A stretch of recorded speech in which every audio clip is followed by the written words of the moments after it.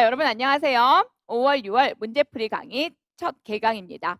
자, 제 강의를 1월부터 4월까지 아예 안 들으신 분들도 계실 거고 아니면 쭉 들어서 5월, 6월까지 따라오신 분들도 있으실 거예요. 그리고 혹은 간혹 이 강의를 조금 다소 늦게 들으시는 분들도 있지만 제가 여러분들에게 꼭 드리고 싶은 말은요. 공부는 진짜 지금부터예요.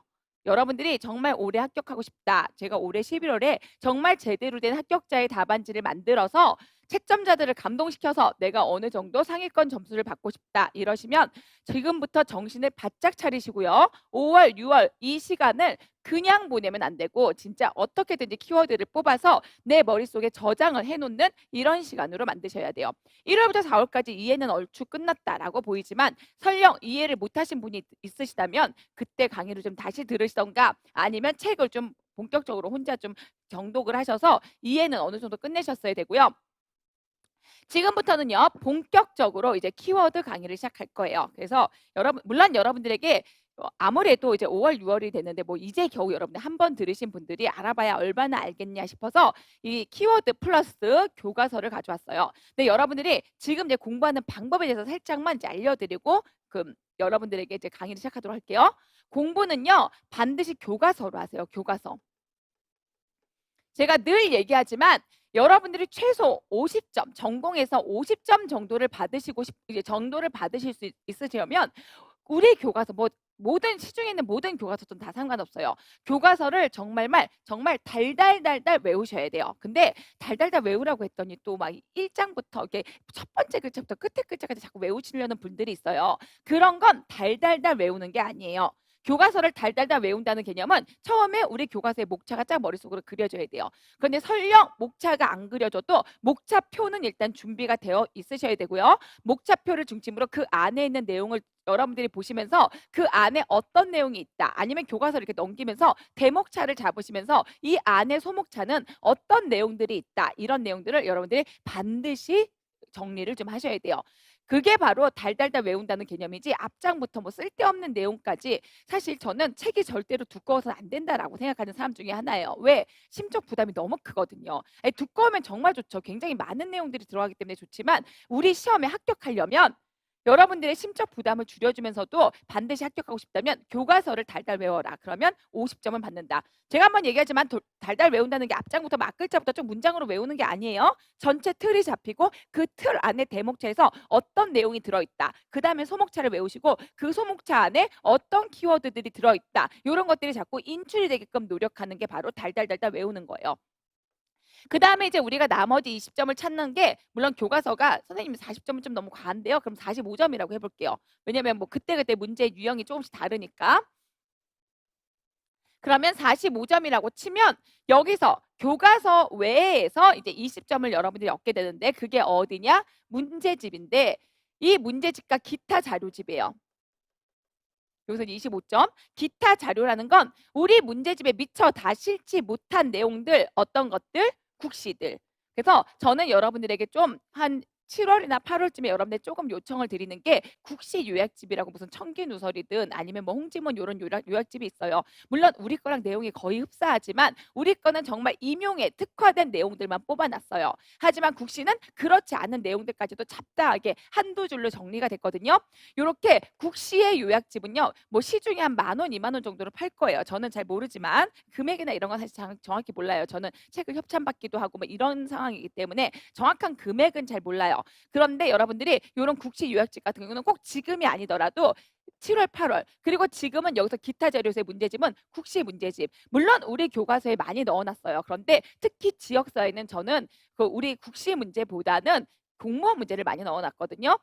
왜냐면 여러분들이 공무원 문제를 볼 일이 별로 없어요. 국시 문제는 볼 일이 많은데 그래서 여러분들 이 국시 문제집은요 꼭 오래 거일 필요가 없어요.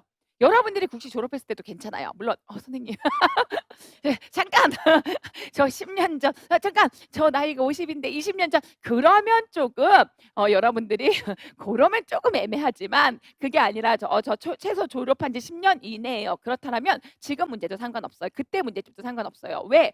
시중의 국시 문제집은 국시 문제는 다 떠돌아다니기 때문에 그 어디냐 한국인력개발은 막 그런 데 들어가면 이제 그 간호사 국시 문제를 출력해서 볼 수가 있거든요. 물론 해설은 없어요. 하지만 여러분들이 자 우리가 지금 5월, 6월이잖아요. 5월, 6월의 공부 방법은 크게 두 가지 방향으로 가셔야 돼요. 크게 두 가지 방향으로는요. 저와는 즉 그 강사와는 강의를 통해서는 여러분들이 요약이 돼야 돼요. 요약과 정리가 돼야 돼요. 그러니까 여기 보시죠. 제가 우리의 이 한 600페이지 되는 우리 지역사회 간호 교과서를요.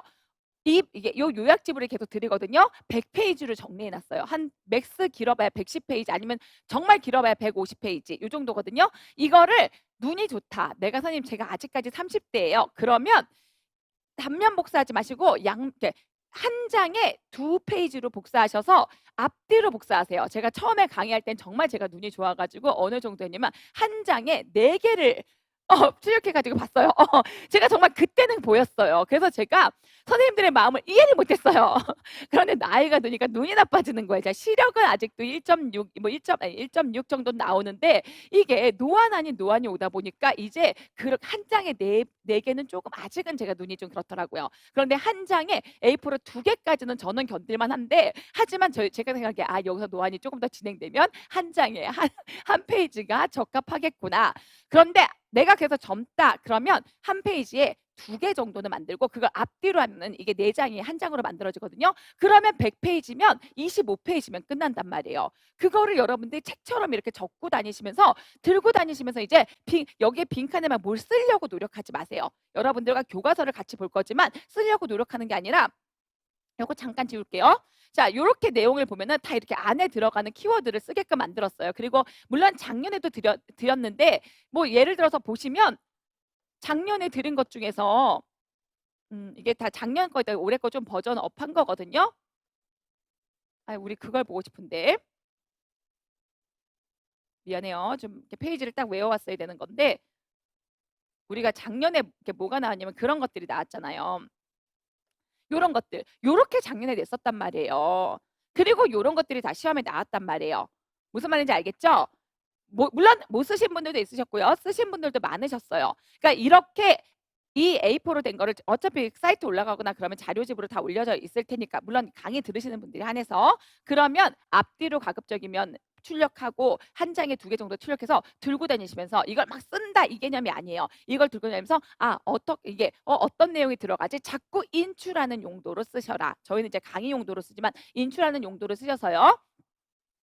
다시 이제 맨 앞으로 돌아가면 자, 우리 공부 방법에 대해서 좀 알려드리는 거예요. 자, 우리 5월, 6월의 공부 방법은 첫 번째, 강사와 함께 할 것. 강의를 통해서는 요약 정리한다. 여기서 요약 정리는 당연히 키워드와 키센텐스를 만드는 그런 연습이죠. 서서 이제 키센텐스는 어차피 못 만들어요. 키워드를 더 많이 뽑아서 인출하는 연습. 이제 아침에 눈 떠서도 이걸 인출하셔야 되고요. 점심에 눈 떠서도 이렇게 점심에 밥 먹으면서도 인출하고 저녁에도 인출하고 이렇게 요약 정리하는 연습을 하시고요. 그 다음에 스스로 혼자 공부할 때는 어떻게 해야 된다? 확장하셔야 돼요. 그러면 선생님은 지금 확장 안 해주시나요? 2달 만에 이 모든 거를 다 확장하면 사실 쓸데없는 왜냐면 확장이라는 건 새로운 내용이 들어간다는 내용이 얘기이기 때문에 새로운 거에 집중하게 돼요. 그런데 여러분들은요. 제가 늘 얘기하잖아요. 새로운 거 많이 알아서 붙는 시험이 아니에요. 지금 여러분들이 교과서에 나와 있는 걸 정확하게 알고 남들보다 더 정확한 키워드를 잘 쓰는 사람이 고득점을 받는 시험이지 뭐 남들이 못 쓰는 거 제가 말해 남들이 못 쓰는 게 10점이라고요. 물론 이걸 다 맞추면 합격해요.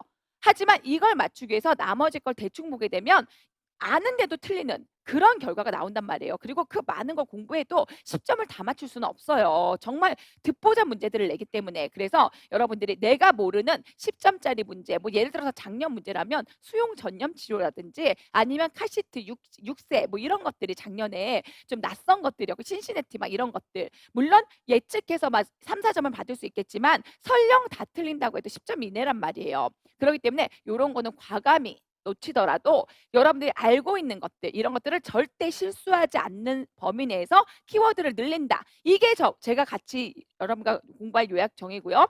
혼자 할 때 확장하는 건 제가 뭐라고요? 국시 문제. 국시 요약지. 물론 이것도 제가 다 제 책에 넣어 드릴 수 있어요. 넣는 건 문제가 아닌데 그럼 어떻게 돼요? 수업이 너무 질이 멸렬하게 길어져 버린단 말이에요. 지금도 사실 이것도 겨우겨우 힘들었잖아요. 근데 여기에 나올지 안 나올지도 모르는 거 새로운 논점들을 막 이것도 보세요. 이것도 보세요. 그것 자체가 저는 비효율적이라고 생각해서 이건 여러분들이 요약집으로 여러분들이 좀 대체하셔라. 왜냐면 그거는 정말 한두 줄만 써도 남들이 못 쓰는 건 한두 줄만 써도 맞게 돼요. 하지만 남들이 다 잘 쓸 수 있는 이런 기본 개념은 여러분들이 키워드를 최대한 많이 살려서 정확하게 쓰면 쓸수록 다른 사람들이 점수가 낮아지게 돼요. 무슨 말인지 알겠죠? 똑같은 내용을 써도 말했잖아요. 고득점과 저득점 똑같이 합격해도 이 사람은 2차에 못 붙을 수 있고 2차에 붙는 사람들의 점수의 차이는 둘 다 맞는 내용을 다 썼어요. 절대로 틀린 내용을 써서 이 사람이 뭐 떨어지고 맞고 이런 게 아니란 말이에요. 거의 다 비슷하게 맞는 내용들을 썼지만 누가 더 정확하게 더 많은 키워드를 넣어서 답안지의 퀄리티가 좋아지느냐, 좋으냐 나쁘냐 요걸 가지고 점수 차이가 고득점과 저득점이 나는 거기 때문에 여러분들이 알고 있는 거는 정확하게 쓰셔라. 그래서 요걸 반드시 기억하세요. 저하는 교과서를 요약 정리하고 외울 것을 계속 무조건 반복해서 외울 거고요. 그러면서 문제를 풀 거고 혼자서는 이제 국시 문제집도 스터디나 이런 걸 통해서 좀 국시 문제도 좀 풀어보시고 이제 국시 요약집도 지금은 요약집 할 시간은 없을 거예요. 이 문제집도 내용이 많기 때문에 그렇기 때문에 가급적 요약집은 문제가 다 끝난 7월 8월 요때쯤에 새로운 개념을 내가 조금 더 보고 싶네 그러면 훅훅훅 훑으세요. 뭐 페이지 많지도 않아요. 한 몇백 페이지 정도 될 거거든요. 훅훅 흐르면서 아는 거는 다 가볍게 넘어가고 이거 낯서네, 이거 어렵다 이런 것들은 교과서에 조금 채워 넣으시면 돼요. 자, 그래서 이제 요 정도로 여러분들이 좀 더 공부하시고 선생님 저는 진짜 작년에는 진짜 그러신 분이 있었어요. 재작년이구나. 저는 진짜 고득점 받고 싶어요. 그래서 막 논문까지 보신 분들도 있으시거든요. 근데 그것까지는 제가 추천하진 않아요. 근데 그분은 고득점은 받으셨어요. 근데 논문까지는 추천하지 않지만 진짜로 합격하시는 분들의 특징이 뭐냐면 한 7, 8월, 9월쯤 되잖아요. 그럼 본인이 낯선 개념 이런 걸 다 찾아봐요. 왜냐면은 이 문제도 풀어보고 저 문제도 풀어보고 다 풀어보면은 시중에는 자기가 처음 다뤄보는 문제들이 있거든요. 그럼 그것도 절대로 그냥 간과하지 않고 그렇다고 해서 절대로 달달 외운다 이런 게 아니라 얘는 굉장히 낯서네. 그러면 내가 남들보다 한 줄만 더 잘 쓰면 될 거야. 그런 것들은 그 한 줄의 키워드 이런 것들만 뽑아서 교과서에 채워 넣으시면 정말 그러면 그런 남들이 다 못 쓰는 거는 간단하게만 써도 온점이 나오고 남들이 다 쓰는 거 잘 쓰는 건 내가 정확하게 쓰면 쓸수록 온점에 가깝고 대충 기억하는 걸로 좀 가볍게 썼다. 그러면은 감점 이렇게 여러분들이 된다라고 보시면 돼요. 그래서 여러분들이 지금이 그래서 제일 중요하다라는 거예요. 우리는 같이 요약 정리하고 혼자서는 확장해라. 자, 그러면 우리가 첫 번째 내용을 같이 한번 보도록 할 건데 지역사회 우리 첫 번째 지역사회 간호는요. 우리 요 내용을 볼 거지만 여러분들은 교과서를 좀 여기 교과서는 저는 따로 가져오긴 했는데 필요한 개념은 교과서에서 보도록 할 거예요. 자, 여러분들은 한쪽에는 교과서를 좀 펴놓고 여러분들이 자꾸만 인출하는 연습을 하시면서 우리 지역사회 간호의 이해를 같이 한번 보도록 할게요. 자, 지역사회 간호다 그럼 어떻게 하라고요? 여러분들이 큰 틀을 잡으시란 말이에요. 큰 틀, 우리 8개 혹은 7개의 틀을 여러분들이 잡으셔야 돼요. 물론 사람마다 이제 붙이는 게 재난이나 환경을 떼어놓으면 8개고 2개를 하나로 붙이면 7개가 되는 거거든요. 그래서 제일 처음에 이제 뭐가 나와요? 나는 보건교사인데 내가 드디어 학교에 갔어.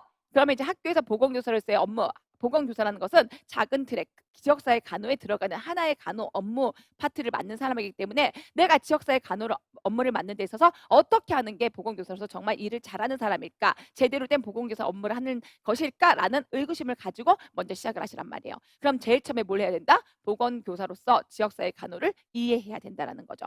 지역사회 간호를 이해하고 두 번째는 뭘 하라고요?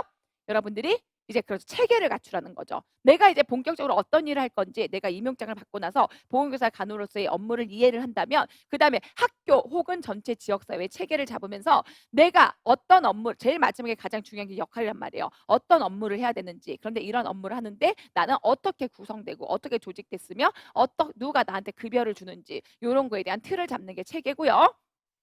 그다음 뭐다 이해 체계 다음에 다음 뭐다 이제 일을 본격적으로 하란 말이에요. 그렇죠. 목표를 설정하라는 거죠. 목표는 가장 대표적인 목표가 뭐예요? 건강 증진이란 말이에요. 그래서 건강 증진과 관련해서 어떻게 내가 이 학교에 있는 아이들의 혹은 교직원들의 건강을 증진시킬지에 대한 목표 설정. 그래서 목표를 잡기 위해서는 이론도 여러분들이 좀 공부를 하셔야 되고 그다음에 목표와 관련된 건강 증진의 연역들도 좀 공부하셔야 되고요. 그다음에 그 연역을 통해서 마지막으로 내가 어떤 사업들을 통해서 건강을 증진시키겠다. 법과 그다음에 지역사회와 그다음에 개인들이 역할을 여러분들이 같이 한번 보시는 거예요. 자, 목표까지 같이 봤으면 그다음에 이제 뭐다?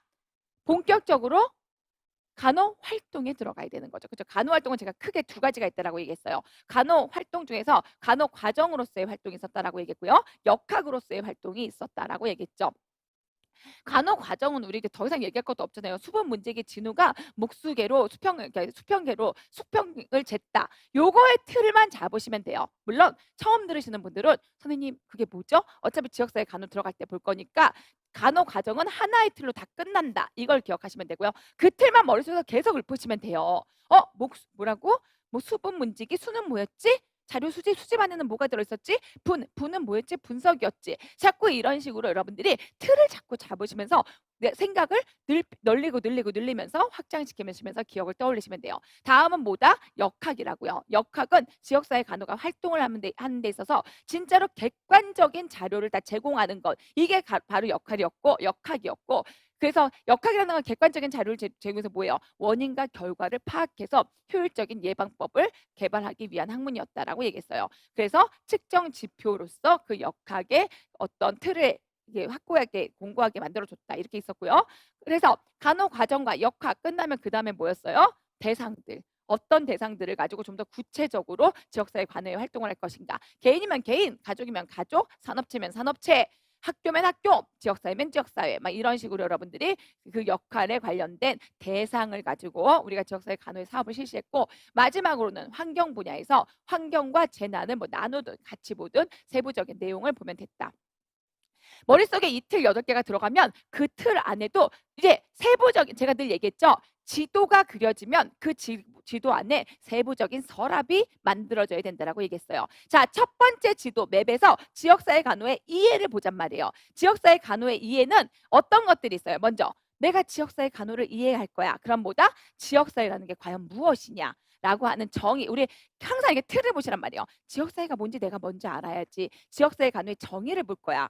정의를 보시면서 그러면 지역사회 간호의 정의를 보시면요. 크게 3가지 원이 나와요. 그럼 뭐다? 그 원의 구성 요소들을 하나하나씩 여러분들이 뜯어서 공부를 해보시라는 거예요. 그게 정의예요. 그래서 정의 파트와 그 구성 요소에서 대상과 목표와 관계와 이거 좀 더 볼 거예요. 이런 식으로 해서 뜯어서 정의를 먼저 보시면 바로 지역사회 간호는 끝나게 돼요. 여러분들이 알고 있는 지역사회 간호의 이해는 이렇게 한 장으로 끝나는 거예요.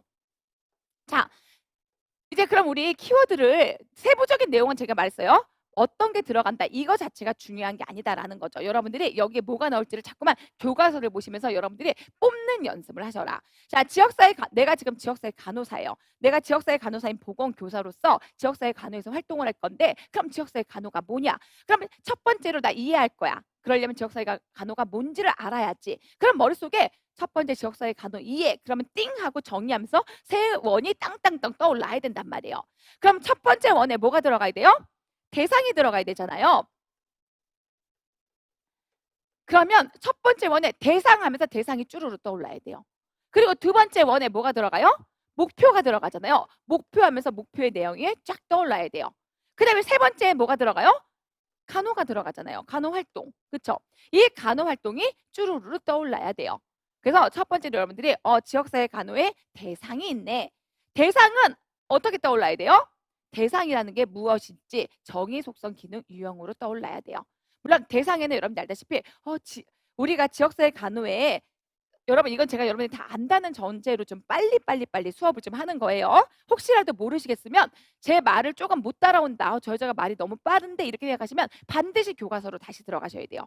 교과서가 지금 아직까지 충분히 채워지지 않은 사람은 못 따라올 수가 있단 말이에요. 그러면 반드시 교과서를 펴놓고 제가 설명할 때 교과서에서 이 사람의 얘기가 어디쯤이지 이런 걸 자꾸 따라오시면서 공부해라. 지역사회 간호의 정의는 일단 일정한 사람들을 대상으로 한다 그랬잖아요. 그렇죠? 이 대상이 누구예요?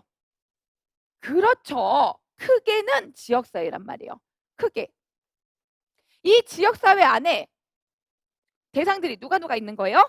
개인이 있을 수도 있고 가족. 사람이 태어나서 한 명의 개인으로 태어났다가 가족에 소속됐다가 이 사람이 어디를 가요? 학교를 가. 그럼 학교라는 곳이 있을 수 있고 얘가 또 학교를 졸업해서 직장을 가. 산업체라는 곳이 있을 수 있고 그다음에 나이 들어서 늙어 죽을 때까지 일정한 지역사회에 소속돼 있는 지역사회. 요런 틀 안에서 인간은 살게 되는데 그러면서 우리가 어떤 그 집단을 구성하잖아요. 이런 집단, 지역사회를 대상으로 한다라는 거죠.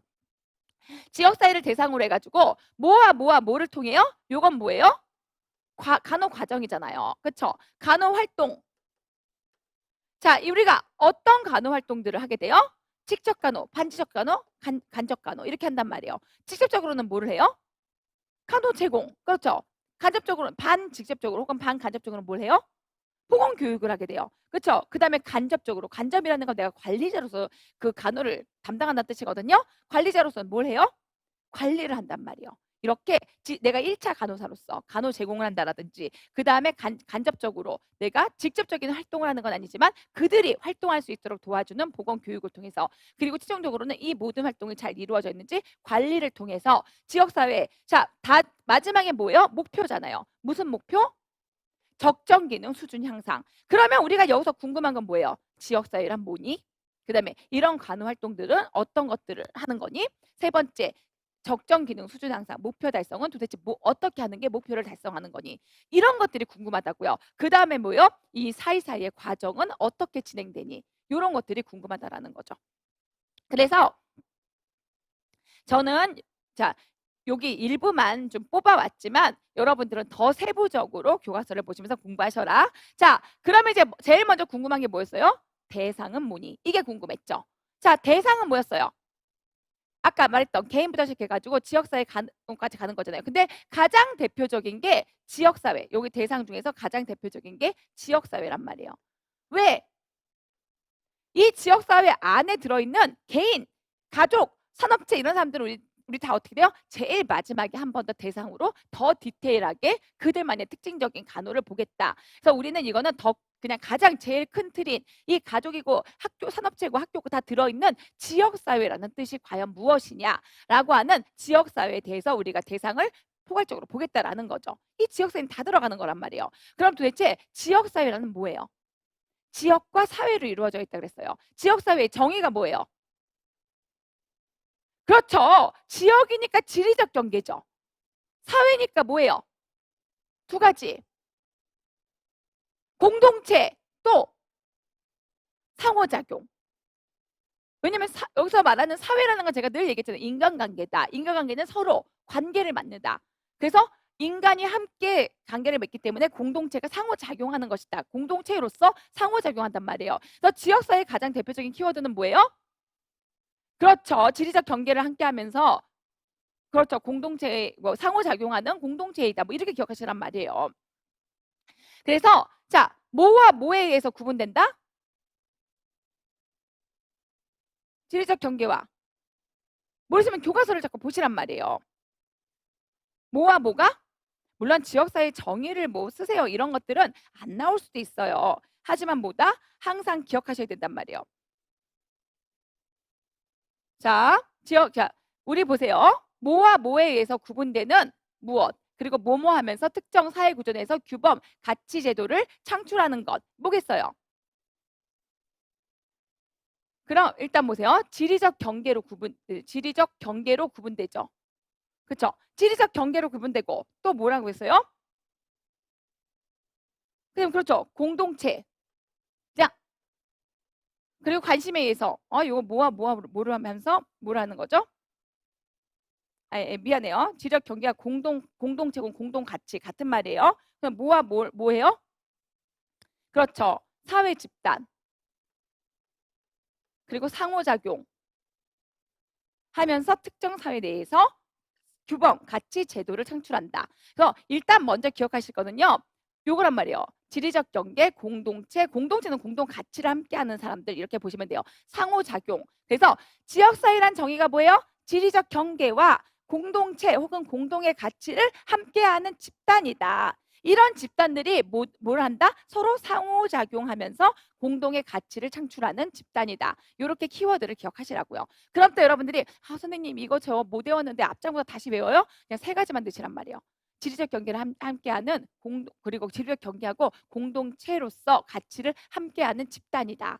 집단인데 이 사람들은 뭐다? 그래서 사회적 상호작용을 함께 공유한다. 혹은 함께 그래서 가치를 창출한다. 이러시면 된단 말이죠.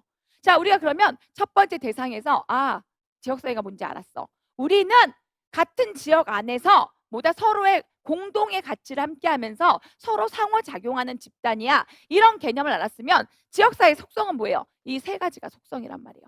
지리적 경계를 함께한다. 공동체를 함께, 공동의 가치를 함께 공유한다. 상호작용한다. 이게 속성이에요. 세 가지. 그 다음에 기능은 경사통통탕이라고 하는데, 자, 지역사회의 기능은 뭐가 있어요?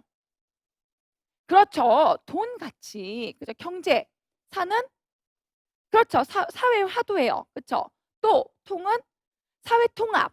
또 통은 통제. 그렇죠. 상은 상부상조. 이런 사회 통합, 통제가 제일 많이 나온다 그랬잖아요. 지역사회 내에서 어떻게 돼요? 우리는 하나야. 이런 지역사회도 있고 또 하지만 우리 지역에서는 뭐는 하지 말아줬으면 좋겠어. 통제하는 이런 기능들이 있잖아요. 이런 것들을 여러분들 기억하시란 말이에요. 지금 저는 앞글자만 이렇게 해드리지만 여러분들은 자꾸 얘에 살을 붙이시란 말이에요. 자, 그 정도 붙이시면 되고 그 다음에 우리 시험에서 아직 안 나온 거 이런 부분이 안 나왔잖아요. 지금. 그러면 이런 지역사회들은 이제 지역사회가 뭔지 알겠어요. 딱 세 가지 키워드 세 가지 있죠. 뭐뭐뭐 그렇죠. 지리적 경계를 함께하면서 공동의 가치 혹은 공동체를 함께 공유하고 마지막으로 서로 상호작용하는 사회 집단이다. 지역사회가 뭔지 알았어요. 이런 집단들은 어떤 것들이 있어요? 라는 거죠. 결론은 집단인데 우리가 어떻게 구별할 수 있어요? 이게 유형이다라는 거죠. 그러니 어떻게 돼요? 구기감이다 라고 해서 지역사회는 구조를 같이 할 수 있고 기능을 같이 할 수 있고 감정을 같이 할 수가 있단 말이에요. 자, 구조를 같이 하는 건 뭐가 있었어요? 집대지 조문생이 있었단 말이에요. 그냥 큰 틀 모임을 같이 하는 게 바로 지역사회 구조적 지역사회다라는 거죠. 그래서 구조적 지역사회는 뭐다? 아까 얘기했던 이 지리적 경계. 그래 지리와 근데 단순한 지리뿐만 아니라 시간적 경계까지 같이 하는 것. 이게 바로 구조적 지역사회예요. 지리와 시간적 경계를 함께 공유하는 공동체. 그러다 보니까 어떻게 돼요? 집단. 그냥 모여있기만 하면 지역사회야. 자, 그 다음에 대면. 서로 얼굴을 마주 대하면 지역사회야. 지는 뭐예요? 지정학적 공동체. 지리적 경계를 같이 하면 공동체야. 조직을 그냥 묶기만 하면 조직이야. 그쵸? 조직 공동체. 문제 해결 공동체. 문제만 똑같은 문제만 같이 있고 우리 같이 해결하자. 그러면 이거는 주로 이제 문제 해결하기 위해서는 서로 다른 공간에 있더라도 시간을 같이 하면 되는 거잖아요. 지금 우리나라에 오염이 생겼어. 근데 특히 강오염이야. 강을 중심으로 하는 그 지역들. 그런 지역들이 우리 지금 다 같이 공통의 시간에 오염이 발생했는데 문제 해결을 같이 하자. 서울에 살건 김포에 살건 한강이 오염됐다. 그럼 다 같이 문제 해결할 거잖아요. 그게 바로 문제 해결 공동체. 그 중에서 자연 환경적인 문제를 토대로 해가지고 문제에 관련된 사람들이 모이는 걸 우리는 생태학적 공동체다. 여러분들이 여기서요 키워드를 반드시 기억하셔야 된단 말이에요. 대면 공동체 키워드가 뭐였어요? 대면 얼굴을 맞대요. 좋아요. 친밀감 또 상호 교류. 그렇죠. 얼굴을 맞대니까 서로 상호 간의 교류가 빈번하면서 친근감, 공동의식을 갖는 거란 말이에요. 자, 다잖아요. 대면은 지리적 경계까지 꼭 아니더라도 뭐예요? 공동, 상호 이거잖아요. 그렇죠? 상호작용을 통하고 공동이 함께 어떤 가치를 나누는 것 이런 것들이 바로 대면 공동체란 말이에요. 상호 대면한다. 상호 교류한다. 이걸 기억하시고요. 그 다음에 기능은 뭐였어요? 그렇죠. 자, 집대지 조문생이 뭐 했어요? 그렇죠. 집대지 조문생 그리고 요자 특수소였죠. 그렇죠. 그러니까 뭐예요? 요자잖아요.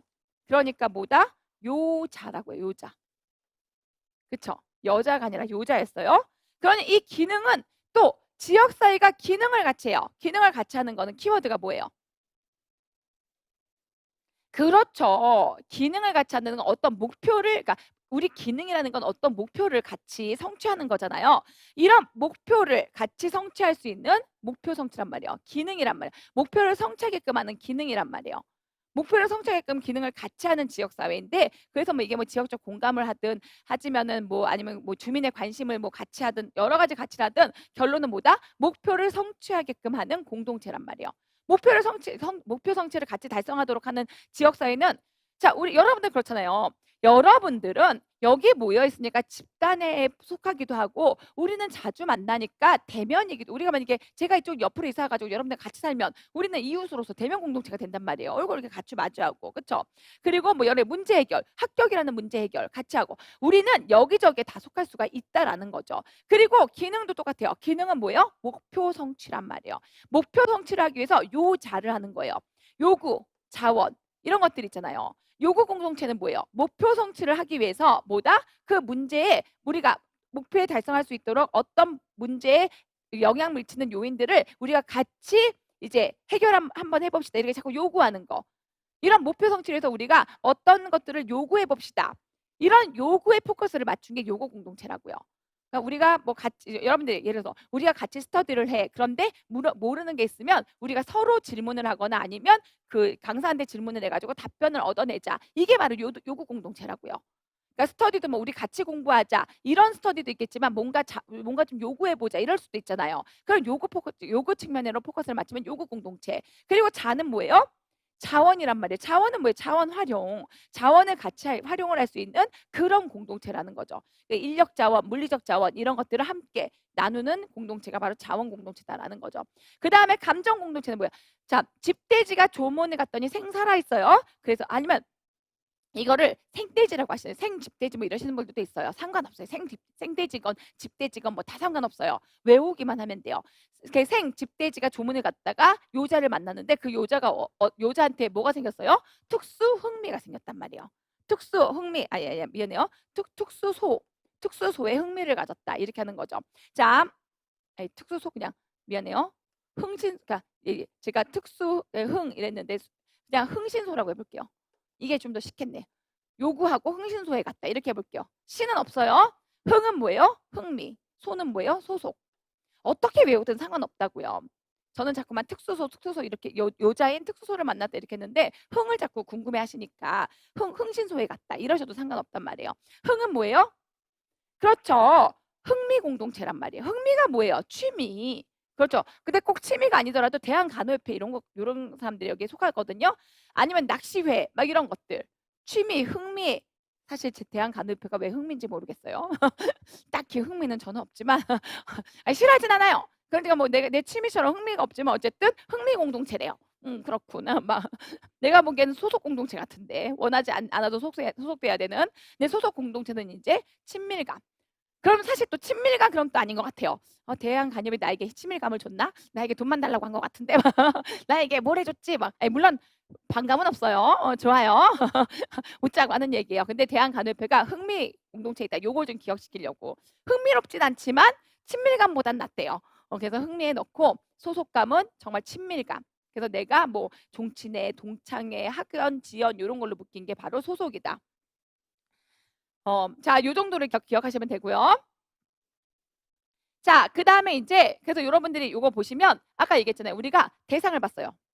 지금 대상? 지역사회네. 지역사회 대상에는 지역사회 자체의 정의도 있고 그 키워드 3가지 넣으시고 그다음에 지역사회의 뭐 특성은 정해서 속성은 나오는 거니까 그 지역사회가 어떤 기능을 하는지 경사통통상 그리고 어떤 유형을 가지고 있는지 구기감 유형을 가지고 있다. 이러면 이 지역사회가 다 끝나요. 그 다음에 자 목표는 제가 여기서 안 써놓기는 했어요. 근데 목표는 여러분들이 꼭 기억하시란 말이에요. 목표도 아셔야 돼요. 자, 목표는 제가 얘기했어요. 우리가 말하는 목표는 건강이에요. 사실 보건의 목표는 무조건 건강이잖아요. 그런데 제가 얘기했죠. 건강이라는 방향은 모든 인간이 다 다르다. 지금 제가 원하는 건강, 여러분들이 원하는 건강, 그리고 환자들이 원하는 건강의 목표는 다 다르단 말이에요. 우리는 그렇잖아요. 여러분들은 내가 올해 이렇게 힘들더라도 합격만 했으면 좋겠어. 이게 여러분들의 목표고 저는 좀 잠만 잤으면 좋겠어. 이게 목표예요. 이제 너무 피곤하니까. 합격이고 내가 당장 올해 합격할 건 아니니까 합격이고 뭐고 근데 합격은 시켜줘야 되니까 뭔가 나도 열심히 해. 잠만 잤으면 좋겠어. 이게 내 목표라면 아픈 사람들은 내가 나았으면 좋겠어. 서로 이렇게 다른 목표를 한마디로 정의하는 건 뭐다? 적정 기능 수준 향상이라는 거죠. 각자 가지고 있는 범위 내에서 조금 더 나은 길로 가는 게 적정 기능 수준 향상이란 말이에요. 적정 기능 수준 향상의 정의는 뭐예요?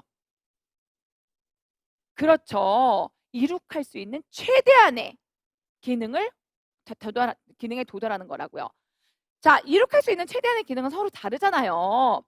자, 그렇기 때문에 이룩할 수 있는 최대한의 기능에 달성하는 거, 그러니까 자기가 가진 범위 내에서 최대한의 기능을 달성하는 게 목표 기능, 그러니까 적정 기능 수준 향상인데, 이룩할 수 있는 최대한의 그 기능을 달성하는 거라면 어떻게 이 대상들이 이런 목표에 도달하게끔 도와주냐라는 거죠. 그럼 우리 아까 얘기했죠. 적정 기능 수준 향상이라는 건 다 방향이 다르다 그랬어요. 지금 당장에 여러분들의 적정 기능과 나의 적정 기능은 다르단 말이에요. 저는 좀 잠도 좀 더 자고 내가 좀 이 뱃살도 좀 빠지고 막 그러면서 어떻게 하면 선생님들한테 좀 합격할 수 있게끔 내가 내 머리를 좀 더 어떻게 활용해 볼까, 이런 게 나의 적정 기능이라면 선생님들은 어떻게 하면 내가 저 여자가 해준 거 플러스 알파로 내가 각종 시중에 있는 자료들을 좀 내 걸로 흡수해서 어떻게 하면 고득점으로 시험에 합격할까, 이게 여러분들의 적정 기능의 수준 향상을 시키는 목표의 달성인 거잖아요. 그럼 어떻게 한다? 서로 지금 위치하고 있는 위치는 다르다라는 걸 아셔야 되는 거죠. 위치하는 범위는 다르지만 우리가 원하는 건 뭐예요? 어쨌든 그 자리 내에서 우리가 그 다음 단계로 가고 다음 단계로 가서 우리가 원하는 걸 이룩하고, 사실 그렇잖아요. 여러분들이 합격했어요. 그럼 또 인생의 끝이 아니잖아요. 여러분들이 합격하고 나면 그 다음에 목표 기능이 생길 거예요. 목표 달성 성취 욕구가 또 생길 거예요. 그게 달성이 안 되면 불건강하다고 느낄 거고, 달성이 되면 건강하다고 느낄 거란 말이에요. 그래서 이런 우리가 있는 이 위치를 우리는 뭐라고 불러요? 기능 연속 지표상에서 그 스펙트럼 안에 있다라고 불러요. 그래서 이 기능 연속 지표라는 건 뭐예요? 그렇죠. 이 기능들은 스펙트럼처럼 쭉 연속되어 있다라는 거예요. 그 중에서 우리가 어떻게 이 대상이 적정 기능 수준 향상을 시켜주려면 어떻게 해야 된다? 우리가 그 대상이 있는 그 목표 지점을 찾아서, 사람마다 다를 거 아니에요. 목표 지점을 찾아서 그 다음 단계로 가도록 해줘야 된다라는 거죠. 그게 바로 대상자가 목표 달성을 하게끔 도와주는 도구다라는 거예요. 자, 물론 도구는 굉장히 여러 가지가 있는데 그중에서 우리 임용에는 요것만 나왔기 때문에 요것만 넣어본 거예요. 자, 목표라는 건 자, 적정 기능 수준 향상을 위해서 도와주는 건데, 아까 얘기했듯이 적정 기능 수준 향상에 정의는 우리가 최대한 이룩할 수 있는 기능을 활용해서 목표에 도달하는 거고, 영양 요소는 됐어요. 정한 모습 사이는 안 나와요. 뭐이 왜냐면 적정 기능이 말했잖아요. 서로 다르다고. 그렇기 때문에 여기저기 영향을 받을 거 아니에요. 당연히 뭐 정체도 영향을 받을 거고, 환경에도 영향을 받을 거고, 보건의료 제도에서도 영향을 받을 거고, 어느 나라에 사느냐, 내가 어느 그 건강 상태에 있느냐, 어느 위치에 있느냐에 따라서 다 적정 기능이 다르다, 이 말을 설명하고 있는 거고. 자, 그다음에 뭐다?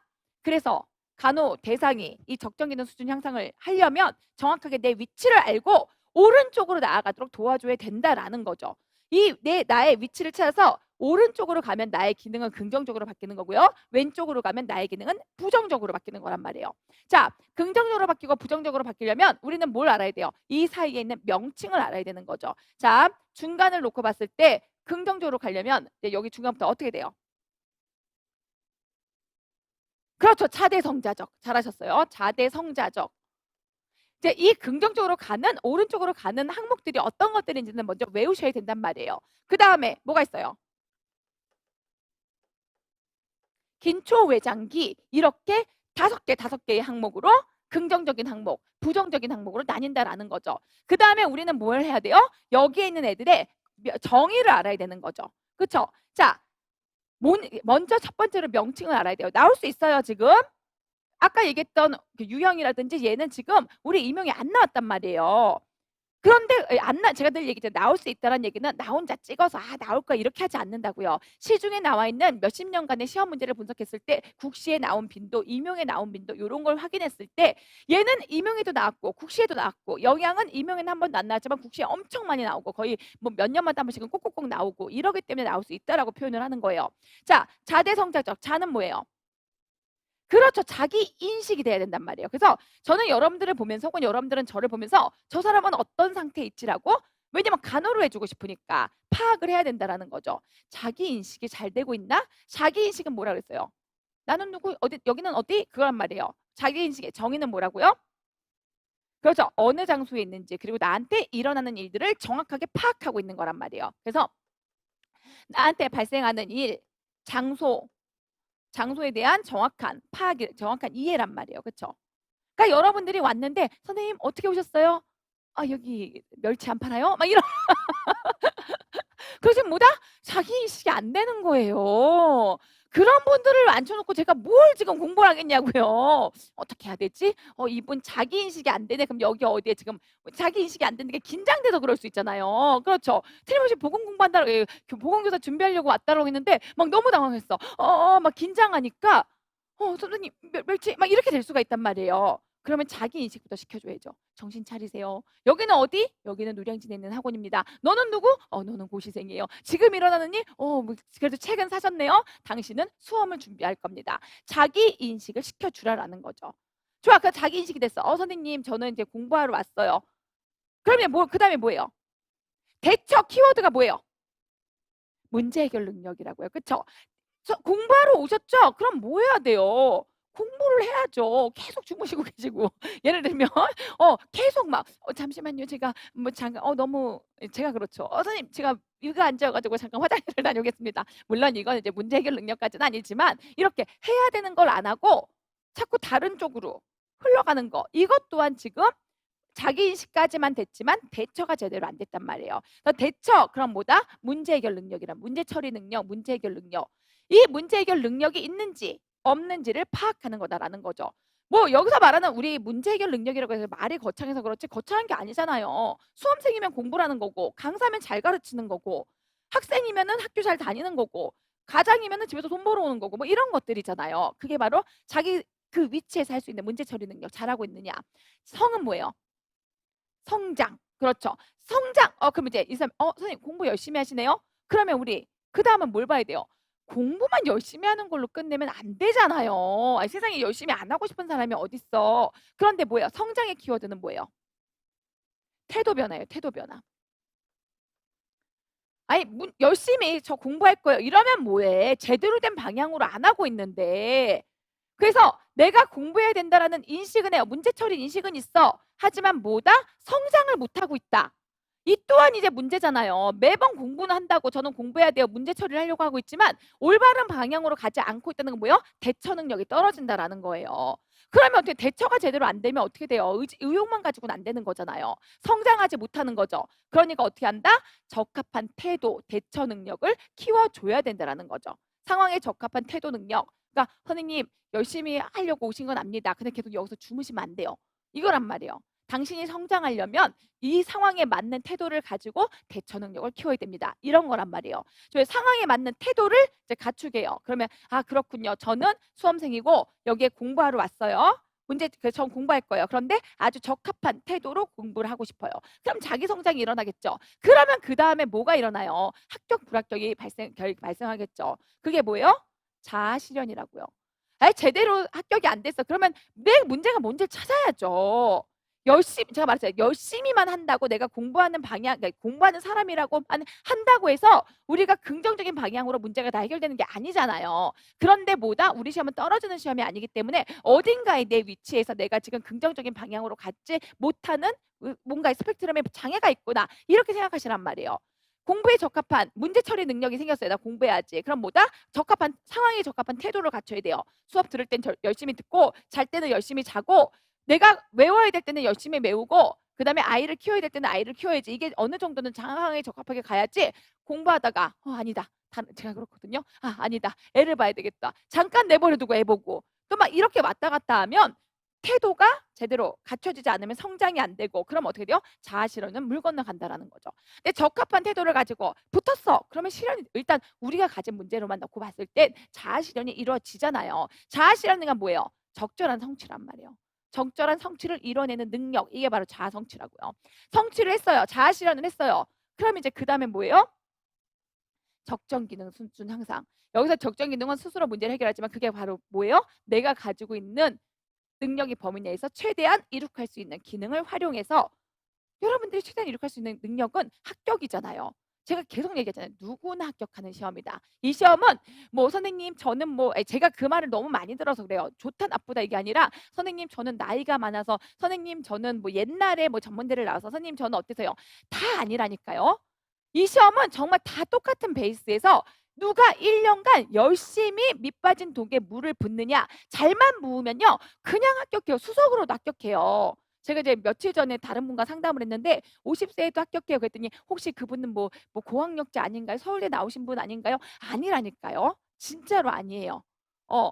정말 전문대 졸업하셨고 공부하신 지 몇십 년 되셨고 공부 안 하셨고 10년 동안 공부 안 하시다가 이제 다시 해 보려고 하시는 분이셨고 그다음에 막 고3 짜리 아이도 있었고 그러신 분들도 1년 공부해 가지고 수석하시고 막 이러셨단 말이에요.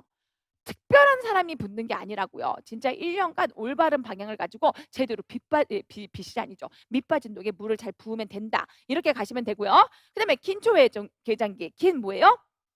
그렇죠. 긴장 유발 요소란 말이에요. 말했잖아요. 긴장이 유발되면 헛소리 한다니까요. 아이 우리도 많이 해 봤잖아요. 긴장이 그래서 처음에 '내가 자꾸 헛소리를 한다. 자기 인식이 제대로 안 된다.' 이러면 뭐다? '내가 지금 긴장이 유발됐구나. 나의 기능이 부정적으로 가고 있구나.' 이렇게 생각하시면 된단 말이에요. 적시적소에 적합한 대답을 하지 못하면 지금 내가 문제가 나에게 정신과적으로 얘기하면 불안이 크다라는 거죠. 불안이 나에게 긴장감을 유발하는 거죠. 긴장이 유발됐어요. 그다음은 뭐예요? 그렇죠. 초기 뭐다? 갑자기 제가 기억이 안 나요. 초기 경고. 그렇죠. 이제 여기서 초기 경고가 나타나는 거죠. 그렇죠. 긴장이 유발된 다음에 더 지나가면 이제 어떻게 돼요?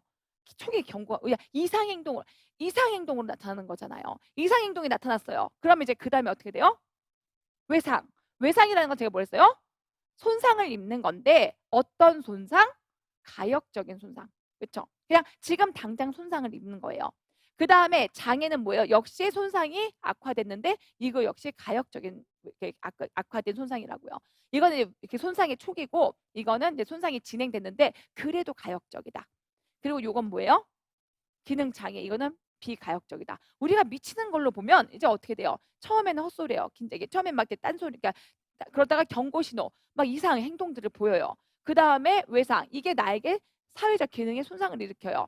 그다음에 뭔가 비합리적인 사고와 비합리적인 장애가 얘기하는데 충분히 고쳐질 수 있어요. 하지만 이제 완전히 고쳐질 수 없는 상태까지 간다. 요게 바로 우리가 부정적인 사고로 진행되는 거죠.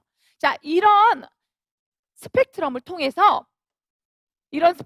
우리가 다음 오른쪽으로 스펙트럼으로 옮겨주는 게 바로 적정 기능을 향상시켜주는 거다. 이렇게 말하는 도구다라고 얘기했고 나머지는 우리 아까 간호, 세 가지 간호 얘기했죠. 이 간호는 좀 더 나중에 구체적으로 하나하나 일반적인 간호 활동이라든지 보건교육이라든지 아니면 관리는 더 뒤에서 세부적으로 볼 거고 그 다음에 요 단계 목표를 향해서 간호를 해주는 데 있어서 어떻게 간호를 해주는 게 목표 달성에 도움을 주느냐. 어떻게? 간호 수단과 간호 방법을 적정한 수단과 방법을 써주면 목표를 향해서 나아가는 데 도움이 된다. 그 다음에 대상이 간호를 해주는데 어떻게 하면 잘해주는 간호다? 간호 방법을 통해서 간호를 해주면 잘해주는 거다. 우리가 알고 있는 간호 방법은 뭐였죠? 수분 문지기, 진후. 그렇게 얘기는 사정, 진단, 계획, 수행, 평가 있잖아요. 요 방법대로 간호를 해주면 대상들에게 적절한 간호를 시행해 주는 거다라고 보는 거죠. 요런 것들이 있다. 요 한 장만 들고 다니면서 달달달달 외우면요. 지금 한 2문제 정도가 나올 수 있는데 언제든지 잘 맞출 수 있어요. 그러니까 제가 얘기했어요. 요거를 반 페이지에 만들어 놓고 한 4분의 1 페이지에 만들어 놓고 머릿속으로 쓰는 게 중요한 게 아니라고요. 머릿속으로 인출이 되게끔 하고 선생님 저 내용이 기억이 안 나는데요. 책을 저기 교과서 여러분들 교과서 있으니까 교과서에 있는 내용을 여기다 키워드 넣어가지고 연필로만 살짝 써서 떠올렸다가 정 아니면 지우고 다시 맨 땅에 헤딩하듯이 떠올려보고 하시란 말이에요. 자, 그다음에 보건의료 전달은 이 보건 정책 과정은 사실 중요하진 않은데 왜 가로를 만들었느냐? 국시에 나와서 그래요. 국시에. 자, 보건의료 전달이라는 건 뭐예요? 말 그대로 우리 이제 이 보건의료 전달 중에서 자, 보건의료 전달이라는 건 뭐예요? 말 그대로 보건의료 서비스를 필요한 사람들에게 제공하는 거죠. 그래서 보건의료 전달이란 서비스의 제공이에요. 서비스라는 건 간호, 의학 뭐 이런 것들이 다 보건의료 서비스잖아요. 서비스를 제공하는 게 보건의료 전달인데 자, 서비스를 제공하려면 우리가 늘 머릿속으로 생각해 둬야 되는 키워드가 하나 있어요. 뭐죠? 형평성이에요. 요거는 이제 약간 예시로만 드는 거예요. 형평성이에요. 우리가 얘기했잖아요. 보건의료 서비스를 제공하고 싶은데 여기서의 항상 문제는 뭐예요?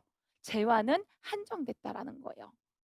재원은 한정됐다라는 게 항상 보건의료에서 가장 중요하게 생각해야 되는 전달의 문제점이란 말이에요. 보건의 니즈는 굉장히 많아요. 여러분도 그렇잖아요. 일단 당장에 옛날에는 어땠어요? 밥만 먹고 살았으면 좋겠다. 그리고 또 어땠어요? 병만 안 걸렸으면 좋겠다. 그렇죠? 그런데 지금은 어때요? 오래 살고 싶다. 건강 수명을 연장하고 싶다. 거기서 좀 건강해. 그랬더니 또 어떻게 돼요? 예뻐지고 싶다. 요즘 70대 80 아니 또 이제 저희 가족 얘기가 나와요. 저희 부모 이렇게 시부모님이 70대신데 그렇게 성형수술을 하세요.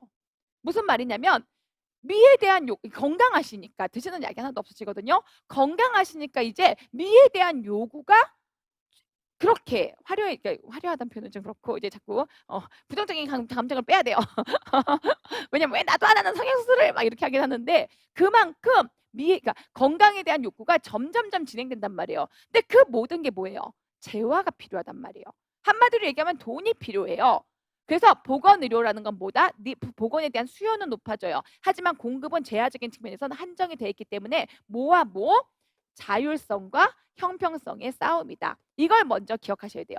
보건 의료 전달은 어떻게 하는 게 잘하는 전달이다. 그럼 머릿속으로 뭐라고 생각하셔야 된다? 자율성, 형평성과의 다툼에서 어디를 우위에 둘 것인가. 요걸 항상 기억을 하셔야 된단 말이에요. 그래서 보건의료 그러면 자율성과 형평성에 대한 싸움이지. 그래서 이런 정책이 만들어지는 거예요. 사실 우리 개인이면 어때요?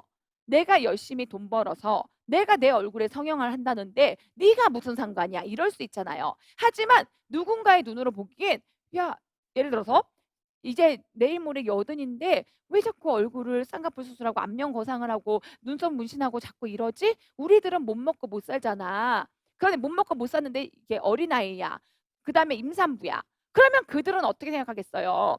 그래 70대 80대 그렇게 성형수술할 돈을 우리에게 주면 어린아이가 먹고 살 수 있고 막 그 나오잖아요. 아프리카 기아를 도우세요. 1,000원이면 뭐 10명이 먹고 삽니다. 막 이런단 말이에요.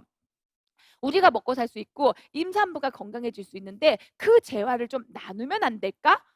여러분의 입장에서 나누고 싶겠어요. 솔직히 내가 이거 어떻게 번 돈인데 이런단 말이에요. 반대로 그들은 우리가 안 벌고 싶어서 안 번 게 아니야. 나는 어린아이라서 나는 임산부라서 그래서 힘든 거야. 이 두 개. 즉 내가 열심히 돈 벌었어. 자율성과 나 너무 힘들어. 가난한데 조금 나눠주면 안 돼? 이 형평성. 둘이 보건의료에서 싸움을 하는데 이게 단순한 그냥 재화적인 측면이고 그렇다면 내버려 두는데 건강, 생명에 직결되는 측면이다 보니까 어떻게 했다? 국가가 개입하겠다는 거예요. 그래서 국가가 우리가 보건 정책을 만들어서 자율성과 형평성에 조율을 시켜줄게 라고 얘기하는 게 보건의료 체계란 말이에요. 자, 그러면서 국가가 그러면 어떻게 해야 돼요? 당연히 이 안건들을 어떻게 하셔야 되겠어요?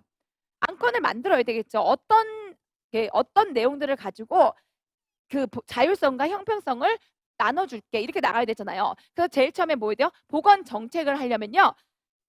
정책은 그렇잖아요. 누구를 위해서 누구를 먼저 누구에게 돈을 쓸까? 그걸 의제라고 표현해야 돼요.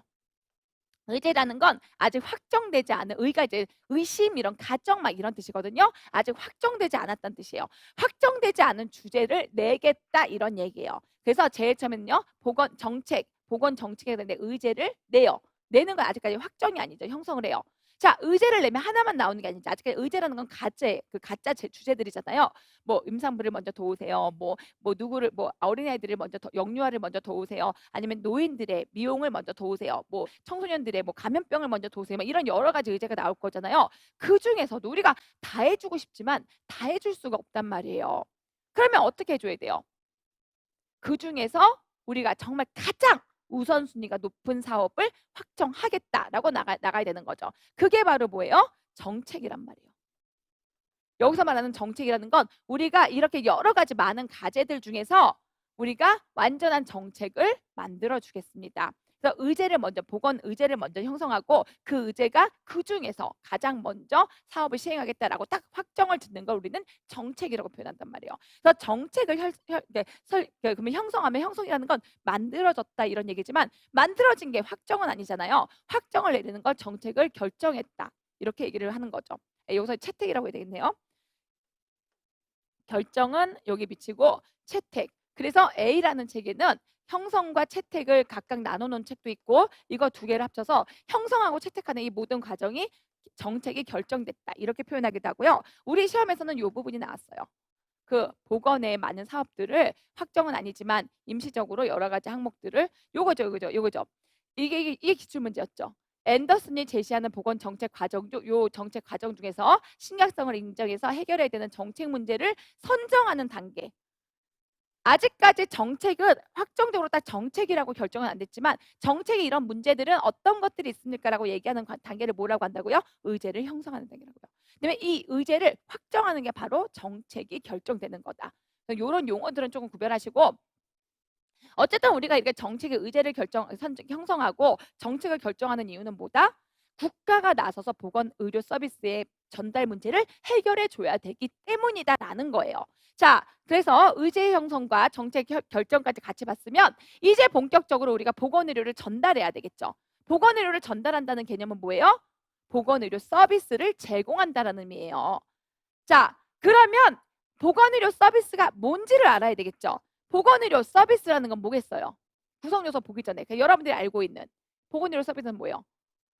우리가 알고 있는 간호, 의료 이렇게 인적, 물적, 뭐 사회적 여러 가지 자원들을 통해서 우리가 제공하고자 하는 건강 증진 활동을 제공하는 것 이런 것들이 바로 보건의료 서비스란 말이에요. 그래서 보건의료 서비스를 우리가 제공을 하려고 해요. 자, 보건의료 서비스가 이제 뭐다? 보건, 인적 자원, 물적 자원 이런 것들을 다 구성, 기획해서 제공하기 위해서 준비하는 모든 것들이 보건의료 서비스인데 그럼 이런 보건의료 서비스는 어떤 특징을 가져야 되겠느냐? 어떤 특징을 가져야 되겠어요? 지효질적이다라고 얘기했어요. 그렇죠? 지효집중가. 보건의료 서비스라는 건 얘기했잖아요. 간호를 제공하고 의료를 제공해요. 하지만 늘 뭐다? 항상 우리가 보건의료 서비스 혹은 건강 제공하려는 의료 사업 이런 것들이 항상 머릿속에 그런 단어를 들으면 머릿속으로 자율성과 형평성이 부딪히겠네 라고 떠올라야 된단 말이에요. 그러니까 이런 보건의료 서비스도요. 다 주면 좋죠. 안 되기 때문에 어떻게 해야 된다? 한계가 있는데 그 한계가 바로 구성 요소란 말이에요. 어떤 특징을 가져야 돼요? 지는 이게 뭐죠? 지는 뭐예요? 그렇죠. 지속성이어야 된단 말이에요. 왜? 의료 서비스는 말했잖아요. 일회성으로 가난한 사람한테 한 번 주는 거는 보건의료 서비스의 성질이 아니란 말이에요. 왜? 가난한 사람들은 계속 가난해. 물론 천지개벽에서 어쩌다 부자가 될 수 있지만 가난한 사람들은 솔직히 좀 이렇게 부의 창출 방식을 아직은 학습을 하지 못한 사람들이란 말이에요. 물론 여러분들도 빨리 합격하라는 이유가 그거예요. 부의 창출 방식은 고시에 있지 않아요. 하지만 제가 이 나이까지 살아보니까 절대적으로 투자, 투기 이런 것만 생각하는 사람들은 망해요. 그런데 뭐다? 자기 일을 정말 열심히 하면서 기반을 갖춘 상태에서 부의 사다리인 그런 투자, 투기 이런 것들을 공부하는 사람들은 흥하더라라는 거예요. 그러니까 보건의료도 똑같아요. 한두 번 일회성으로 투자성으로 투기성으로 건네주는 건 아무 효과가 없더라는 거예요. 제가 그래서 사실 이렇게 정책적으로도 이렇게 학교에서도 학생들에게 무상 제공하는 거 이거 자체가 지금 계속 지속적으로 제공되고 있긴 하지만 저게 언제까지 저렇게 지속적으로 제공될 것인가 이거에 대해서 의구성이 들기도 해요. 왜? 제한은 한계가 있으니까. 각자 살 수 있는 힘을 키워줘야 되는데 저렇게 아이들에게 무상으로 다 주는 게 과연 좋은 것인가 저는 거기서 사실 의문점이 들긴 하거든요. 밥은 줘야 돼 예를 들어서. 하지만 요즘은 학용품도 다 주고 뭐 PC도 주고 모두 주고 다 주더라고요. 다 주는 게 맞는 것인가는 아직까지는 제가 세모예요. 물론 PC나 이런 교육 도구들은 줘야 되지만 그런 색종이 뭐 도화지 아주 작은 것까지 쓸데없는 소리 했어요. 제가 이 지속성에 대해서는 의료는 당연히 지속적으로 해야 되지만 다른 재화까지 어디부터 어디까지 지속성이 돼야 되는가 여기서 되게 의문점이 들어서 그래요. 근데 뭐다? 보건의료라는 건 어쨌든 형평성도 중요하게 생각하는 거기 때문에 뭐다? 반드시 지속적으로 이루어져야 돼요. 일회성으로 한 번 주는 거 이건 절대적으로 도움이 하나도 안 된단 말이에요. 그래서 지속적이 돼야 되고요. 그 다음에 또 어떻게 된다? 효는 뭐 해야 돼요? 효율이란 말이에요. 제가 효율이란 말이 들어가면 뭐라 그랬어요? 돈이라고요. 돈 무조건. 비용 타당해야 된다고요. 아니 뭐라 그럴까? 전 국민에게 예를 들어서 건강의료비로 100만 원씩 준대. 효율적이에요? 절대 효율적이지 않다니까요. 부자는 그 100만 원 가지고 어디다 쓰라고. 예를 들면 성형수술비도 안 나와 막 이렇게 되는 거지만 가난한 사람들은 정말로 그 돈이면 내가 아픈 거를 치료하고도 먹고 살고도 막 이거저거 하고도 돈이 남아요. 왜? 큰 돈의 소비를 해본 적이 없기 때문에. 그래서 사실 효율성이라는 건 뭐다? 다 똑같이 주는 게 효율이 아니라 그게 형평이 아니라고요. 형평의 개념은 진짜 필요한 사람들에게 돈을 효과적으로 쓰는 게 효율이다. 이렇게 물론 뭐 가난하다 이런 개념은 우리는 정치적인 개념을 넣지 않기 때문에 빼요. 자, 효율적이어야 되고 질은 뭐예요? 그러죠. 질적이어야죠. 싼 게 비지떡이라고 효율적이라고 뭐 이게 돈에 좀 비용 효과적이에요. 그러니까 싼 것만 들이밀어. 그게 무슨 비용 효과적이냐고요. 그러면 저렴한 가격이면서도 질적으로는 우수해야 된단 말이에요. 그 범위 내에서 물론 뭐 모든 최신 장비 이런 걸 쓸 수는 없지만 그 범위 내에선 최대한 효율적으로 줘야 돼요. 저번 뭐예요? 접근성이 있어요. 접근 가능성이 있어야 되는 거죠. 아무리 좋은 것도 크림이면 크림의 떡이잖아요. 내가 도달할 수 없는 곳에 있어. 아무 의미가 없다고요. 그래서 보건의료 서비스라는 건 뭐다? 항상 제일성과 형평성의 대립이다. 형평성까지도 고려해야 되기 때문에 보건의료는 어떤 특징을 가지고 있어야 된다? 지효가 질적이어야 되는 거예요. 지효한테 찔쩍거린다 뭐 이렇게 얘기했잖아요. 그래서 뭐다? 지는 지속성이에요. 효는 효율성이에요. 돈에 효과적이어야 된단 말이에요. 그 다음에 질적이어야 돼요. 접은 접근성이 있어야 된다고요. 요거를 찾아보시란 말이에요. 뭐가 어딘가 접근성이 있고 뭐 전문자 자격 요거는 찾아보시고 교과서에 있으니까. 자, 요것도 이제 국시에서는 객관식 지문으로 나오죠. 보건의료 서비스의 항목이 그러니까 항목이 아닌 것은 근데 우리는 뭐다? 요런 내용을 보면서 접근성이면 접근일 거고 그 다음에 뭐 질적이다 질적일 거고 그 다음에 개인 중심의 진료 평등한 제공은 효율적일 거고 개인 중심으로 뭐 이렇게 중점적 의료 제공을 한다. 이게 서비스인가요? 이게 질적이구나. 아니 전문이 질적인데. 자, 개인 접근성, 포괄성, 양적. 요거는 접근. 여기 그러니까 포괄적 서비스. 개인이 접근 가능해야 된다. 접근성, 전문적이다. 그러면 질적일 거고. 그다음에 개인 중심. 요거 평등한 제적. 이게 효율적일 거고. 그러면 이게 지속적이 되나 보네요. 물론 여기 플러스 알파로 더 설명이 좀 들어갈 거예요. 그렇구나 이렇게 보시. 여기는 내 그러니까 이런 용어들이 있을 것이다 이런 게 보는 거고. 자, 그러면 이제 얘기했어요. 보건의료다? 그러면 항상 효율성과 그 평등성이 떠올라요. 보건의료 서비스 의학이든 간호학이든 우리가 모든 이들에게 건강하기 위해서 서비스를 제공해야 되는데 돈 있는 사람들은 당연히 오케이. 자율성에 입각해서 자기의 건강을 채울 수 있겠지만 돈이 없는 사람들 형평성에 입각해서 그들에게 서비스를 제공해 줘야 돼. 이렇게 형평성에 입각해서 서비스를 제공하려면 서비스라는 건 이제 만들어져야 되는데 어떤 과정을 통해서 만들어지느냐 어떤 과정을 통해서 생산이 되느냐 이게 바로 보건의료 전달 체계예요. 어떻게 만들어지고 어떻게 대상자들에게 전달이 되느냐 전달 체계라고요. 이것도 한번 시험에 나왔죠. 자, 어떻게 해야 돼요? 밑에부터 그렇죠. 자, 조, 론, 전, 경이 관리한다. 이렇게 하란 말이에요. 요렇게 만들어진단 말이에요. 제일 처음에 자 보세요. 여러분도 보건의료 서비스예요. 물론 지금 여기 앉아있고 선생님 저는 백수인데요. 이렇게 하지만 우리는 뭐가 있어요? 면허증이 있잖아요. 기술을 가지고 있잖아요. 그러니까 우리는 뭐다? 일단 자원으로 발탁이 된 거예요. 물론 발탁은 무슨 발탁됐어요. 제가 그냥 성적에 맞춰가지고 학교를 갔을 뿐인데 그것 자체가 이제 세뇌당해가지고 여기까지 온 거예요. 엄마들이 야 너 거기 가면은 야 평생 직장이라더라. 사회에서도 간호사 뭔가 좋은 물론 좋은 분위기 안 좋은 분위기 반 있지만 제가 얘기하는 건 안 좋은 말도 있다라는 건 절대로 나쁜 게 아니에요. 사실 우리가 사회적으로 소방관 분들은 절대로 안 좋게 말하지 않아요.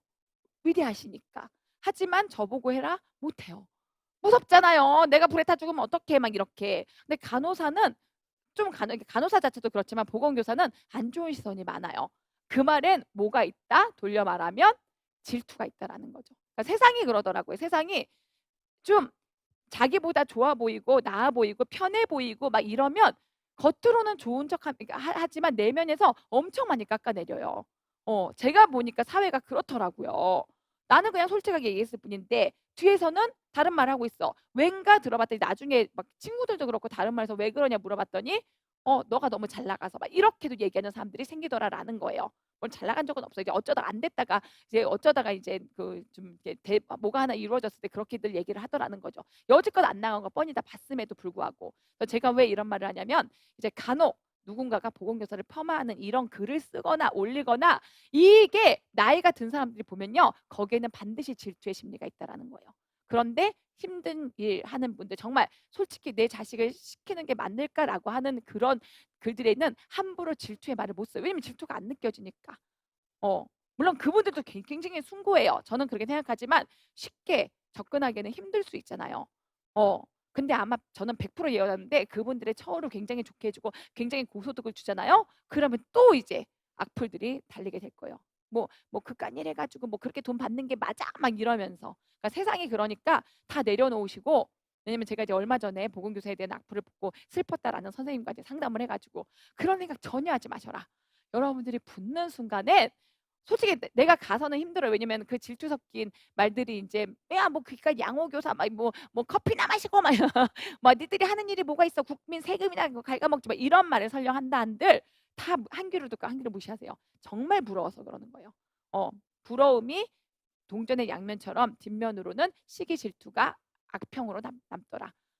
제일 좋은 건 정말 자아가 강하게 서야 돼요. 남이 뭐라고 하든 다 무시하시고 자아를 강하게 세우면서 내 길을 살면 정말 어느 순간에 죽을 때쯤 돼서는 '아 그래도 내가 한번 살아보길 잘했다.' 내가 그때 저는 꼭 붙으시라니까요. 그러면 어떻게 된다, 죽을 때쯤에 되면 '내가 그때 진짜로 한번 열심히 공부해 보길 잘했다.' 이런 생각이 들 거라고요. 그러니까 단순히 이렇게 암기하는 거에서 더 나아가서 삶의 즐거움을 찾으세요. 네, 삶의 즐거움을 찾으시니까 그렇게 논문도 찾고 그러시더라라는 거예요. 정말 또 다른 책도 보시고 이것저것 보시면서 "이 얘기가 이 얘기였어? 야 이게 쏙쏙쏙 머릿속에 들어오는데?" 그리고 이러면서 보건교사가 되시잖아요. 그러면 1-2 년은 이제 타죠. 탄다는 개념이 좀 그렇지만 내가 이렇게 열심히 했는데 뭐 학교에서 왜 나를 이러지만 몇 년 지나잖아요. 전혀 무시하지 못하는 선생님이 돼요. 정말로. 제가 그런 분들을 정말 여러 번 봤거든요. 공부하는데 재미를 들려서 그다음부터 막 본인이 막 이것저것 추구하시더니 학교에서 정말 종횡무진 날아다니시는, 교육청에서도 날아다니시고 그리고 어느 정도 위치에 가잖아요. 아무도 함부로 말을 못 해요. 그거는 맞더라고요. 자, 쓸데없는 말 하다가 했는데 어쨌든 내가 자원으로 발탁됐다 이 얘기예요. 그래서 첫 번째는 뭐다? 자원이 개발된 거예요. 내가 왜냐면 내가 지금 서비스를 제공해야 되잖아요. 서비스를 제공하려면 이거는 반드시 물적 서비스만 주는 게 아니란 말이에요. 노동적인 서비스도 제공해야 되기 때문에 누군가의 인적 자원이 있어야 돼요. 혹여서 인적 자원이든 물적 자원이든 사회적 자원이든 어떤 뭐 기술적 자원이든 모든 것들을 어쨌든 뭐다? 개발해야 된다라는 거죠. 서비스를 만들려면 자원을 개발했어요. 드디어 우리가 뭐가 됐어요? 간호사 면허증을 받고 보건교사의 자격증을 받았단 말이에요. 좋아. 내가 인적으로 개발이 됐어. 그럼 뭘 해야 된다고요? 내가 조직이 돼야 된다고. 조직화가 돼야 돼요. 조직화라는 건 뭐예요? 그 조직 안에 들어가는 거예요. 여러분들도 지금 조직화가 되려고 공부하고 있는 거잖아요. 여러분들이 처음에는 한번 조직화가 됐었어요. 언제? 병원에 들어갔잖아요. 그쵸? 예를 들어서 민간 기업에 내가 간호사의 면허증을 가지고 간호사로 들어간 것. 이게 조직화된 거란 말이에요. 보건사업의 자원의 조직화가 됐어요. 그런데 내가 그 조직이 나랑 안 맞는 것 같아. 나는 공무원 조직 속에서 방학이라는 특혜를 좀 누리고 싶어. 그리고 보건교사의 꽃. 커서 학생을 안 봐도 돼. 늙어서는 학생을 안 봐도 돼. 진짜 아픈 학생만 봐도 돼. 자꾸 이렇게 말하면 안 되는데. 교사는 훌륭해요. 저는 정말 훌륭하다고 생각해요. 하지만 점점 나이가 들고 내 몸에 힘이 빠지는 순간부터 '야 보건교사만큼 좋은 직업은 없구나. 애들을 안 만나도 돼.' 저는 여러분들을 만나야 되잖아요. 목이 쉬어야 되잖아요. 그런데 제가 여러분들을 안 만나고 글로만 몇 마디 해 주고 그리고 목소리도 안 나가면 솔직히 나이 들어서는 얼마나 편하겠어요. 근데 이제 뭐 저 같은 사람이 사람을 좋아하니까는 이렇게 커뮤니티하는 걸 좋아하지만 그렇지 않은 사람들은 학교만 한 곳이 없단 말이에요. 그럼 어떻게 돼요? 나 재조직화 되고 싶어. 그래서 여러분들 뭐 하시는 거예요? 공부하고 있는 거잖아요. 공적 기업에 들어가려고 하시는 거란 말이에요. 공무원으로서 나를 보건교사로 넣어주세요. 나는 이미 자원 개발됐어요. 왜? 보건교사 자격증을 땄거든. 임용 준비도 열심히 하고 있거든. 내가 드디어 조직화가 됐어. 축하합니다. 합격입니다. 조직화가 됐어요. 그럼 뭐라고요 이제? 전달해야죠. 전달이 뭐예요? 서비스 제공이란 말이에요. 전달이란 말이 다른 말로 하면 서비스를 제공한다고요. 이제 여러분들이 만약에 간호사로서 병원에 갔으면 어떻게 했어요? 병원에서 민간 기업에서 서비스를 의료 행위라고 하는 서비스를 제공할 거고 학교에 갔어. 예방행위 1차, 2차, 3차 예방행위라는 여러분들은 1차 간호사란 말이에요. 왜냐면 예방 중심이잖아요. 예방 중심으로 학교에 가서 예방 서비스를 제공하는 사람이 될 거란 말이에요. 치료 서비스를 제공하건 예방 서비스를 제공하건 이거 보건 사업을 전달하는 사람들이 된다라는 거죠. 그래서 자조전 했단 말이에요. 그다음에 자 여기까지 하면 사실 우리의 일은 다 끝나요. 내가 만들어졌죠. 시험 봐서 붙었죠. 내가 거기서 일을 하죠. 그런데 일 왜 해요? 여러분들이 일하는 목적은 두 가지가 있어요. 물론 내면에 더 큰 목적이 있지만 매슬로우에 입각했을 때 우리 좀 저급한 욕구들을 좀 생각해 보잔 말이에요. 도대체 일을 왜 해요? 이게 생안에 존재해요. 생계를 유지하기 위해서 한단 말이에요. 생명 유지를 위해서 하잖아요. 돈 안 주면 누가 해요? 물론 돈 안 줘도 하는 순구하신 분들이 있어요. 마녀 테레사. 마녀랜다. 마더 테레사. 근데 우리는 우리들은 마녀 테레사잖아요. 돈 안 주면 안 해요. 지금 내면의 가장 큰 욕구는 뭐가 있어요? 아, 좀 돈 월급 좀 올려줬으면, 좀 공무원으로서의 좀 사회적 지위를 거듭하는 게 걸맞는 돈을 좀 줬으면. 그런데 정말로 30년 이상 근무하시잖아요. 급여가 높더라는 거예요. 물론 아주 높진 않지만 그래도 5, 600이 돼요. 여러분, 나는 교사만 한 직업이 없는 것 같아요. 물론 여기 40대 선생님도 계시고 이제 50대 선생님도 준비하시는데, 물론 30년 일할 수는 없죠. 그건 맞지만 그래도 65세까지라고 했을 때 10몇 년만 일해도 여지껏 내가 했던 그 호봉이 합쳐지면 돈이 꽤 된다고요. 20대 선생님은요, 65세로 가면요 30 몇 년을 일할 수 있어요. 30 몇 년 애도 안 보면서 늙어가. 사실 60 몇 세가 요즘은 노인은 아니에요. 정말로 제가 보니까 요즘은 70세까지는 노인은 아닌 것 같아요. 70세쯤 넘어가면서부터는 확 늙는 게 느껴지는데, 60세까지 저희 엄마는 70 몇 세신데도 아직도 인테리어 사업을 하고 계세요. 저희 부모님 엄마는. 어마어마한다라는 표현은 좀 그렇지만 노인이 아니더라라는 거예요. 정말 현장 가서 막 진두지휘하시고 막 이러시거든요.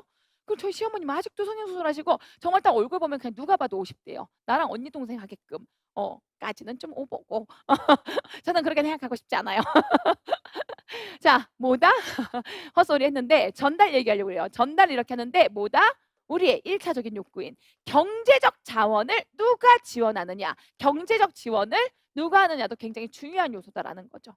그래서 국가에서 세금으로 할 수가 있고, 민간 자원에서 기금을, 그러니까 월급을 할 수가 있고, 기금을 할 수가 있고, 이런 것들. 그러면서 최종적으로 얘들을 뭐 한다? 관리해야 된다라는 거죠.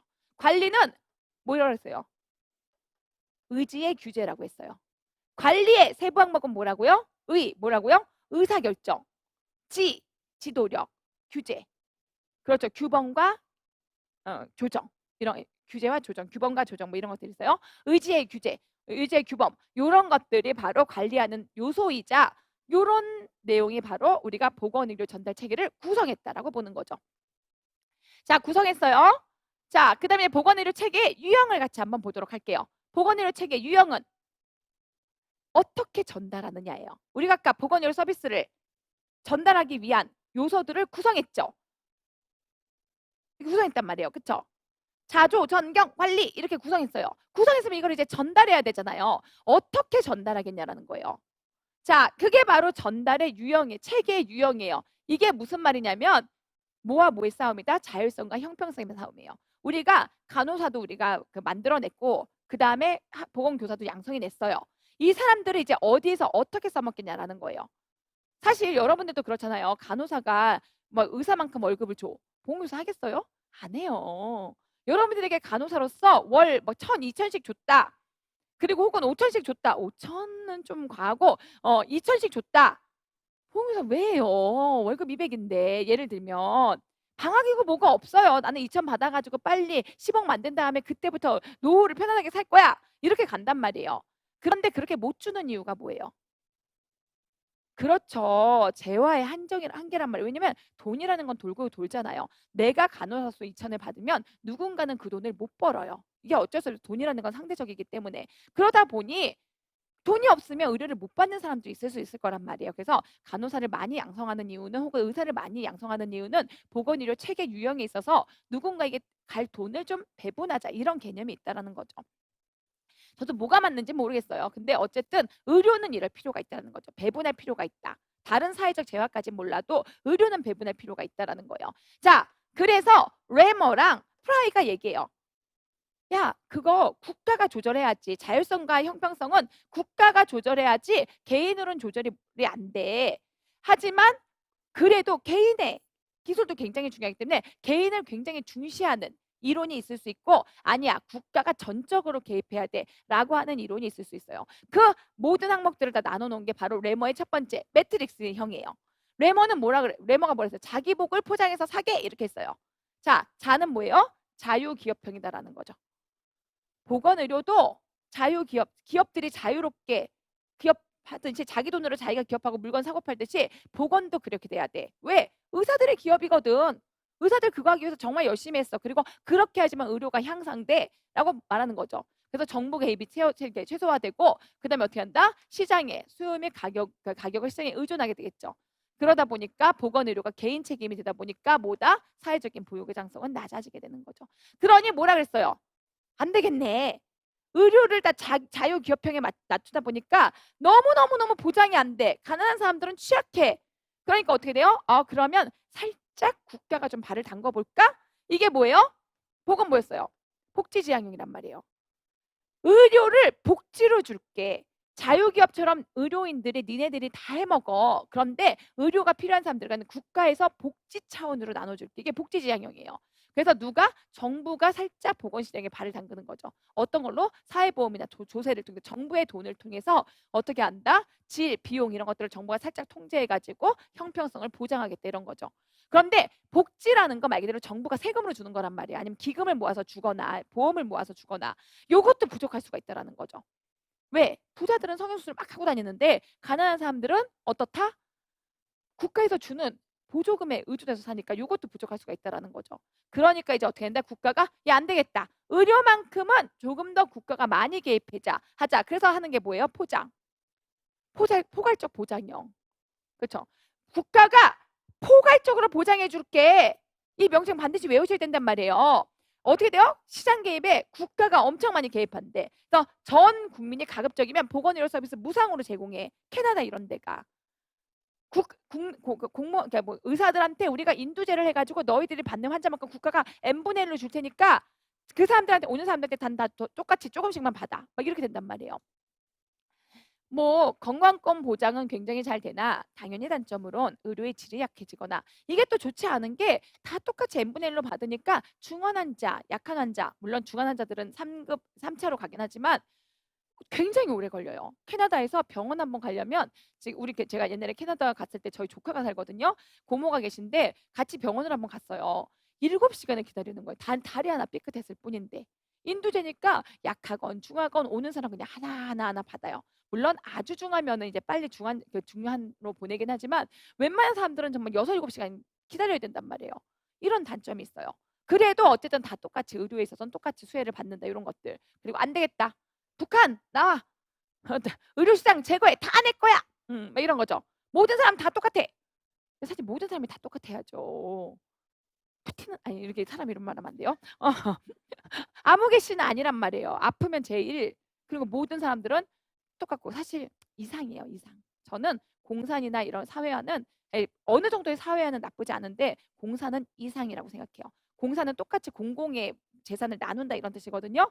아이 그럼 똑같이 나눠야지. 그걸 또 이용하는 사람이 생기잖아요. 그건 저는 공산이 아니라고 생각하는데 어쨌든 이게 뭐예요? 사계, 사회주의 계획형 이런 것들은 이상이다. 이상은 사실 시험에 나오기가 어려워요.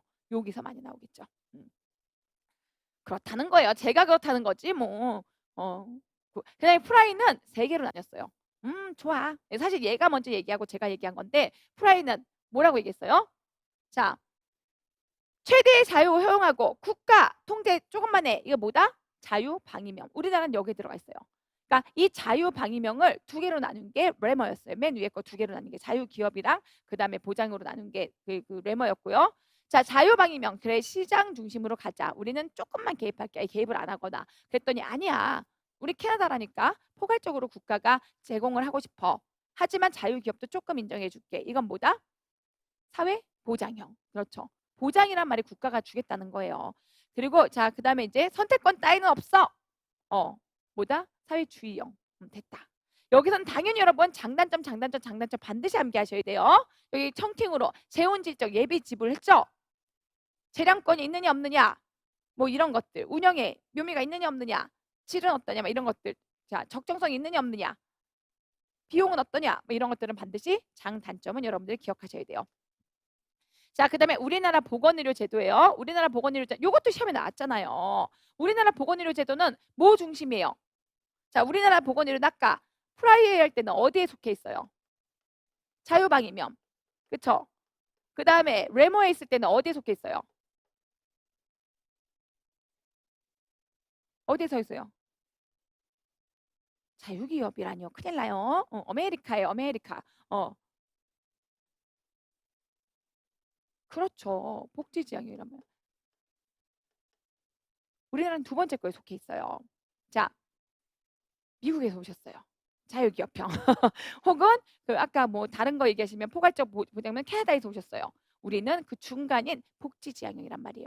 자, 요렇게 있다 보니까 우리나라는 보세요. 어디에 더 포커스를 두고 있어요? 의사에게 자율권을 두는 데 더 포커스를 두고 있어요. 그리고 뭐다? 형평성은 국가에서 복지 혹은 보장으로 주겠대요. 세금 조금 걷어서 주거나 아니면 사회보험을 조금 걷어서 우리가 줄게. 요게 우리나라가 지금 하고 있는 방식이라고요. 그러니까 뭐 중심이다? 민간 중심이고요. 국가는 보장성을 국가가 좀 일부 개입하는 방식으로 이렇게 두 개가 우리나라의 보건의료 제도다 보니까 두 가지가 다 있기는 해요. 그렇죠? 왜? 민간 보험이 메인이라니까요. 하지만 이것만 가지고는 부족하니 국가에서 사회라는 건 국가에서 걷겠다 이런 얘기예요. 인간관계를 통제하기 위해서 국가에서 걷겠다 이런 얘기예요. 사회보험이 조금 더 개입돼 있는 거죠. 그런데 이제 우리나라가 전국민 의료보험을 하는 바람에 사회보험이 메인인 것처럼 돼서 굉장히 잘 된 제도는 맞아요. 하지만 메인은 민간보험이다 이렇게 보시면 돼요. 민간보험은 여러분이 들고 있는 거. 여러분들 뭘 들고 있어요? 뭐 교보생명, AIA 막 이런 거 들고 있잖아요. 이런 것들이 민간보험. 사회보험은 국가에서 전국민 건강보험 제도를 통해서 막 돈을 강제로 가져가죠. 일을 안 해도 가져가는 게 문제예요. 막 가져가요. 자, 가입 방법 강제균법이라고 했어요. 어떻다? 강제요, 강제. 돈 내라! 막 이런 말이에요. 내가 안 내고 싶다고 안 내면 어떻게 돼요? 헌법자가 돼요. 저는. 국민의 국가의 세금의 조세 의무를 다하지 않은 사람으로서 물론 세금은 아니지만 보험이지만 그 다음에 보험료 부과는 어떻게 돼요? 차등이란 말이에요. 강차균법이라니까요. 차등이라니까요. 너 많이 벌어? 300만 원. 뭐 제가 알고 있기로는 일부 연예인들 뭐 이런 사람들은 250에서 300을 내는 걸로 알고 있어요. 정확히 300까지인지 모르겠지만 200 몇십을 내요. 근데 그 이상은 없는 것 같아요. 근데 우리 얼마 내요? 줘요. 예를 들어 저는 내지만 예를 들어 선생님 저 백수인데 우리 남편한테 있어요. 그럼 남편의 회사로 들어가거나 아니면 지역으로 들어가서 몇십만 원을 내요. 그렇죠. 이렇게 차등 부과하고 있는 거죠. 네, 보험급여 균등이라니까. 보험급여는 받는 거예요. 자, 300만 원 된 연예인 모 씨나 우리 10만 원 내는 우리들 똑같이 똑같이 받죠. 병원 가면은 5천 원입니다. 뭐 1,000원입니다. 막 이렇게 병원비 나오잖아요. 그거는 균등하게 보험급여를 받는다 이런 얘기인 거죠. 보험료 징수는 법에서 징수한다라는 거죠. 법적 징수예요. 법적 징수. 무슨 법에 있어요? 법 명칭. 내 돈을 뜯어가는 법은 아셔야죠. 국민건강보험법. 국민건강보험법에서요. 내 돈을 뜯어가요. 그리고 거기에 그 법은 아니지만 같이 누구와 함께 노인장기 요양보험법에서 내 돈을 뜯어가요. 어. 보험법이라는 건 또 다른 법이 돈만 뜯어가는 법이 있어요. 우리가 알고 있는 국민건강보험 제도에서 뜯어가요. 내 돈을. 민간보험은 반대다라는 거죠. 가입 방법은 여러분 다 교보생명 들고 계시나요? 안 되면 제가 뭐 한 장 드려요? 보험가입 막 이런 거. 근데 뭐야 저희 보험팔이라고 있어. 이게 뭐죠? 그렇죠. 임의란 말이에요. 안 들어도 된단 말이에요. 그 다음에 보험료 부과. 이것도 차등이겠죠. 이게 차등이라는 표현은 좀 그렇고 차이가 가입한 대로 임의로. 내가 이게 안 나와요. 보험급여 내가 사고가 일어나면 그리고 그 뭐 보험료 징수 또 임의로 그런 거죠. 그렇구나. 끄덕끄덕끄덕. 자, 이제 사회보장제도예요. 자, 사회보장제도는 자, 잠시 쉬었다 할까요? 자, 어쨌든 뭐 이게 좀 더 해도 되는데 잠시만 쉬었다가 하도록 할게요.